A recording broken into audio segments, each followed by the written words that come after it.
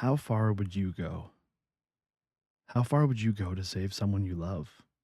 I believe any of us would go to the ends of the earth to bring back someone we loved, someone we lost, even for one last moment together, one final chance to see their face, to say goodbye, to tell them that we love them. We have all experienced grief, loss, despair, longing for one more moment with someone we cherish so deeply. And during that grief, we often think about the things we should have done differently or how it could have been prevented entirely.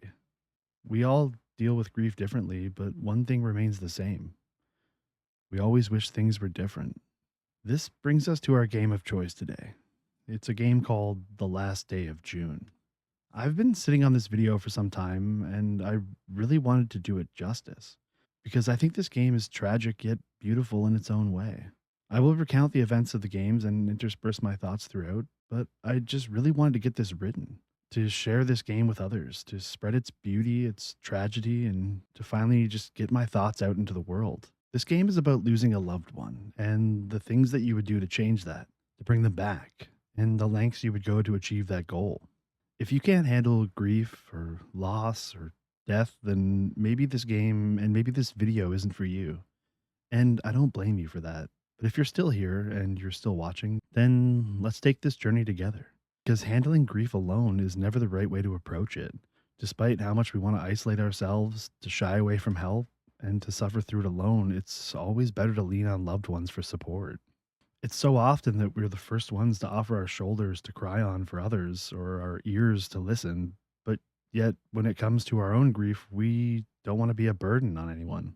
Maybe we should take our own advice more often. With that being said, let's get started. On the last day of June, the game opens up with a couple sitting on a dock. The woman is sketching on a pad, and the man seems to be enjoying himself. He brushes her hair, and then the couple shares a kiss. The wind blows, and the woman appears to be cold. The man then gestures to the car, and we gain control of our main character. His name is Carl. As we walk to the car, we notice a flower, and we get an idea. We pick the flower, and we bring it back to the woman who places it in her hair. This woman is named June. She's our wife. The flower in the hair is a small gesture of love, but these small gestures go a long way. These small acts really build the foundation of love and a relationship. I've always said small acts of kindness make the world go round, and this is even more impactful when doing them for the ones we care about. We make our way to the car and we grab a sweater. This should help with the cool breeze. At the dock, we place the sweater around June and she gives a sigh of relief. She finally reveals what she's been working on, and the couple shares a laugh at the drawing of our main character as a superhero. These two are sharing a beautiful moment, but there's something else, a gift. The woman seems very excited to give it to Carl, but we don't actually see what's inside. We quickly flash to another time. We are in our house and there's a knock on the door. But this time we play as June. We explore around the house a little bit. We find an art room full of paintings of people from around the village. More on this later. We answer the door and there's an old man with a cane, and he's holding the gift from before, the same gift from the dock. It's clearly a secret and we don't want to ruin the surprise. We start searching the house for somewhere to leave the gift, but we can't decide on a perfect place. That is until we see a picture of a dock by a lake with a small photo of Carl and June. This is the perfect place, a place that has meaning. We get a brief moment where the woman feels her stomach and chuckles with joy. She's pregnant, and this gift must be related to the baby in some way. Perhaps this is how she's going to deliver the good news. These two really do seem to be happy together. And now there's even more good news on the way. We are then introduced to a couple of other characters in the game. We see a man shooting a gun with his dog, clearly chasing something, and then we see a child with a soccer ball looking for someone to play with. But Carl actually rejects the playful offer. We search the house for our wife, but then we're introduced to yet another new character, a woman wearing a hat. This is our neighbor. She comes in to offer us a gift of her own. It's a can opener. A nice gesture, but given her body language and the way she hesitates when their hands touch, we're presented with the idea that there may be more than meets the eye. This may be more than a simple gift. The woman goes to leave and turns back for a brief second, almost as if she has something to tell Carl, but she decides not to. While looking for June, Carl finds the picture of the dock as well, and he looks at it with a sort of fondness. And then June shows up with a picnic basket. She gestures to the dock photo, and the two go on their merry way, unaware of the events that will soon unfold. They get in their car and they drive down the road, and then we flash forward and we're on the dock. Carl's holding the gift. June nods to him and lets him know that he can open it, but it's quickly interrupted by an impending thunderstorm. The rain begins to pour, and the two run back to their car. Carl gets in the driver's seat and June in the passenger. The two begin their drive home, so the gift will have to wait. We flash to another time. Carl is having a nightmare. We hear June gasp and tires screech, but then Carl wakes up, sitting in a dimly lit room with an empty chair beside him. He's alone. Carl reaches for something. It's a wheelchair. He didn't need this before, so we must be in the future. Carl's stomach rumbles and he goes on the hunt for something to eat, but the fridge is empty.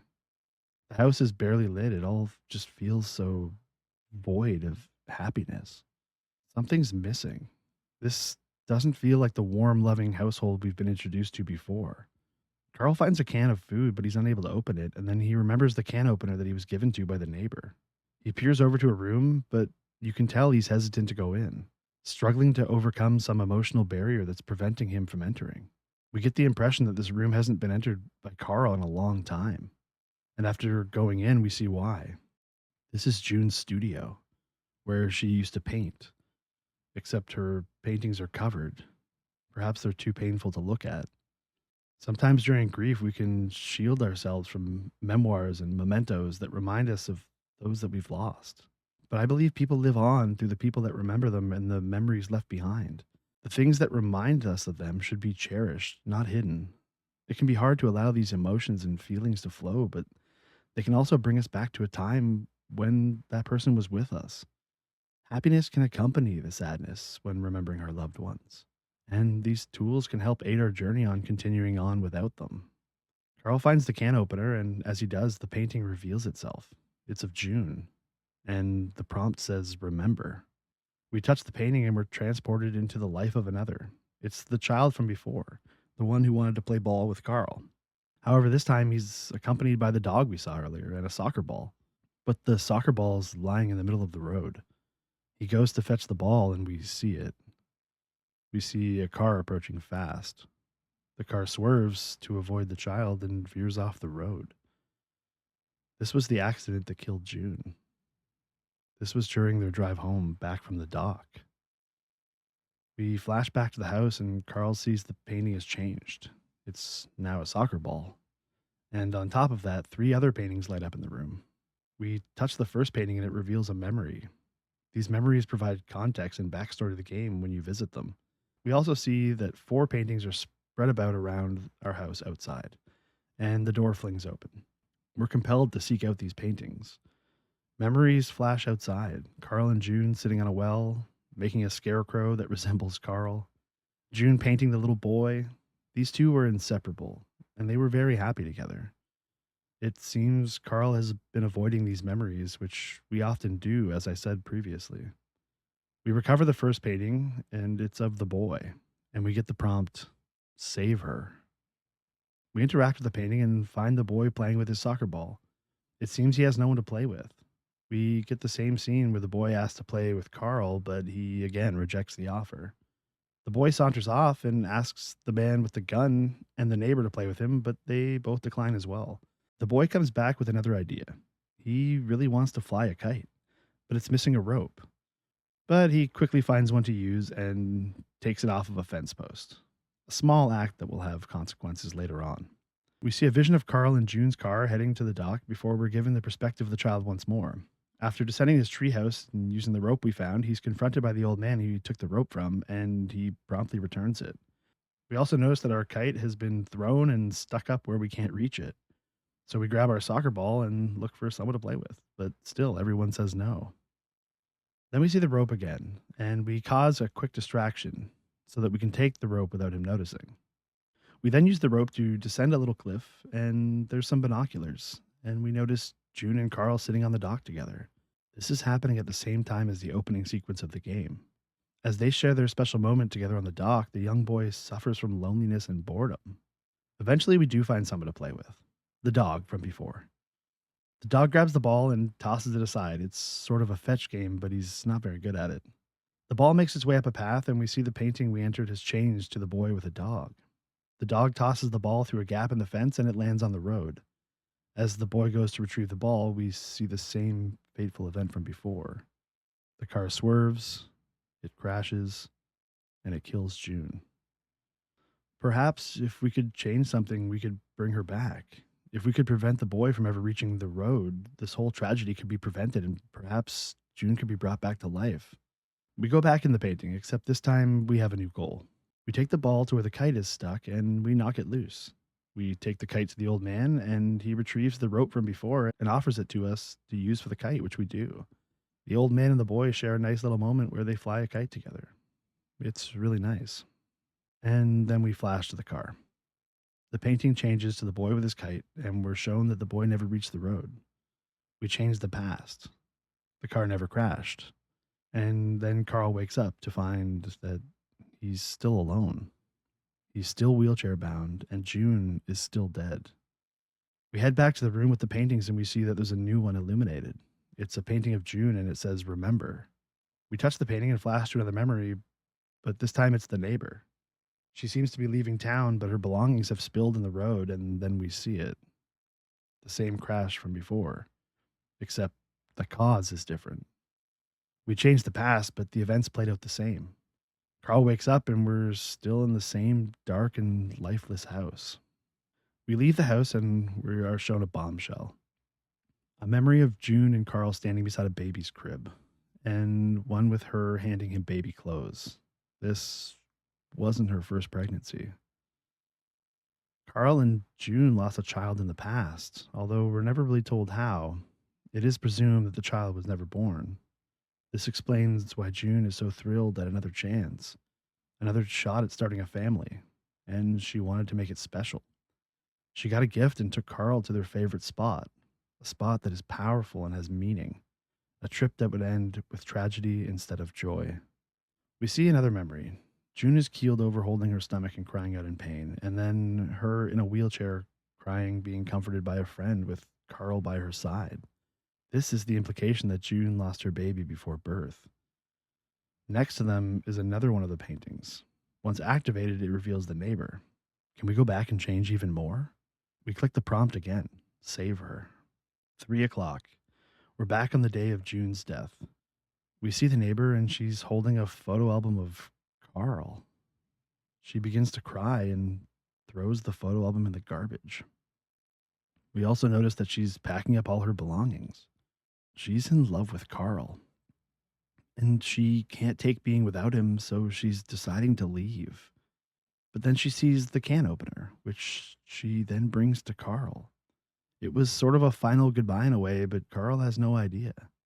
She turns back for a brief second to give him one more look, and then she leaves. She goes back to packing, and we see her remove the album from the garbage and pack it with her belongings. She's not quite ready to let go. She packs her truck with all of her things, and we see Carl and June making their way to the dock. She packs her truck, she rakes some leaves, she opens some gates, and then she gets ready to leave.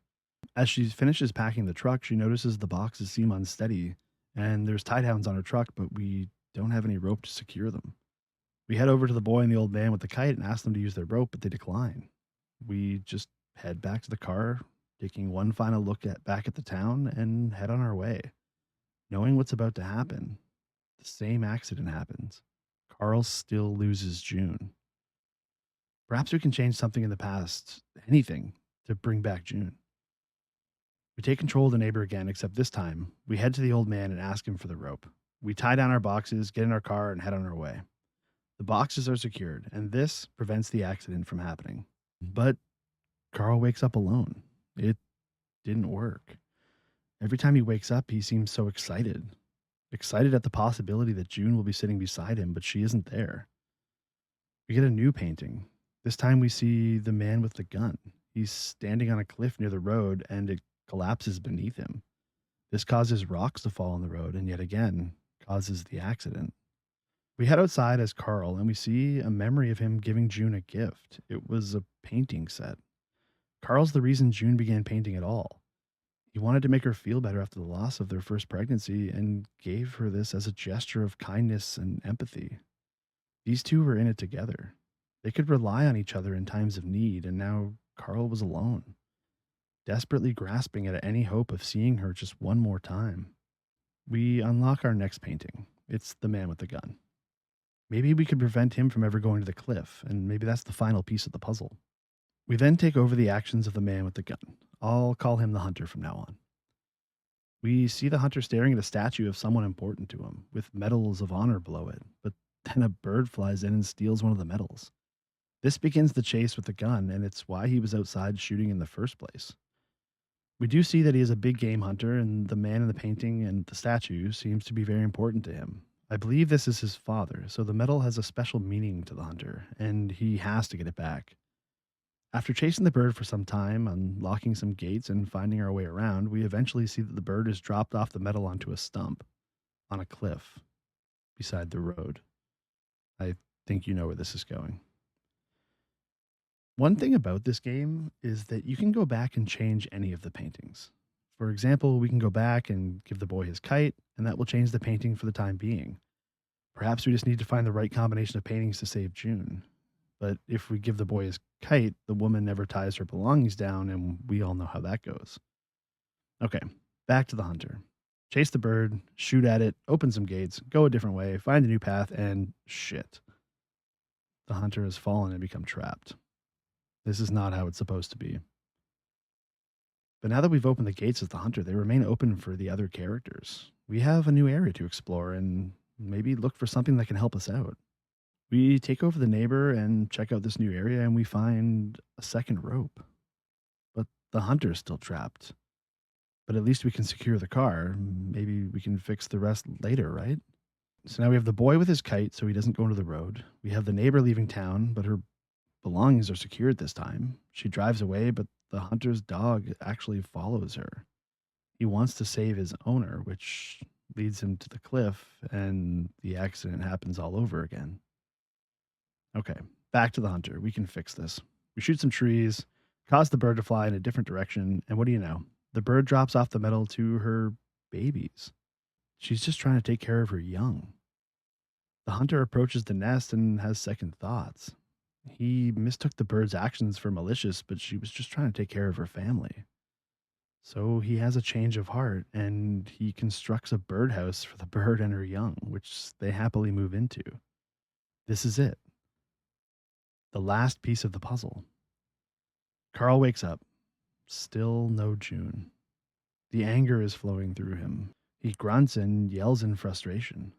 What did he do wrong? Why won't this work? And then a new painting illuminates. It says, "Remember." We're taken back to the road.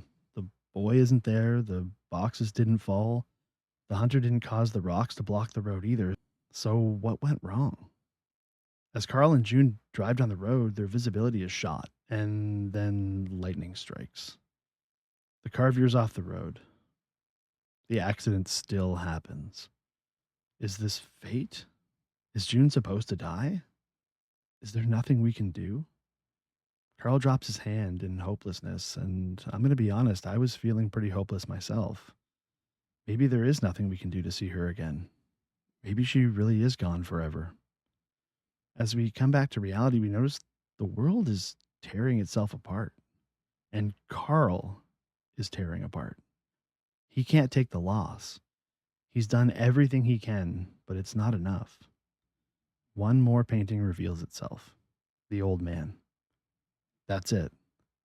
If we can just stop the old man from delivering the present, we'd have no reason to go to the lake at all.